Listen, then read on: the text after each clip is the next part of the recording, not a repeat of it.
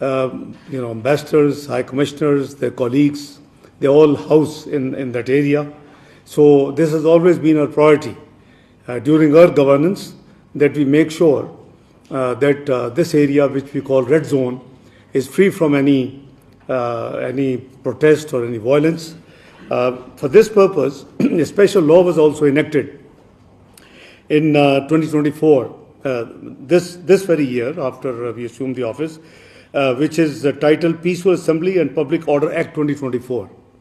So that lays out what is required if you want to demonstrate here, if you want to protest, what can you do, which is the area assigned. So, the idea was there was a number of queries from the diplomatic corps. So I asked my colleagues to arrange a small meeting with you on my return so that I can clarify in totality that what happened, what is the background, and what is the way forward. Excuse me. 24th of November, we were receiving a state guest in Islamabad, and it was the President of Belarus. It's a friendly country with Pakistan.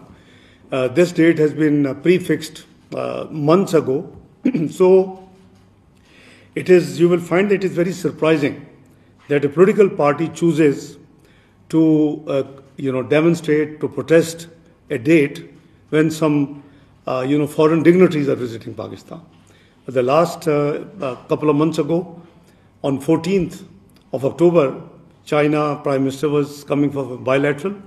15th and 16th of October, we had the Shanghai Cooperation Organization, multilateral body, and the heads of government meeting was scheduled in Pakistan ages ago, and they chose 14th of October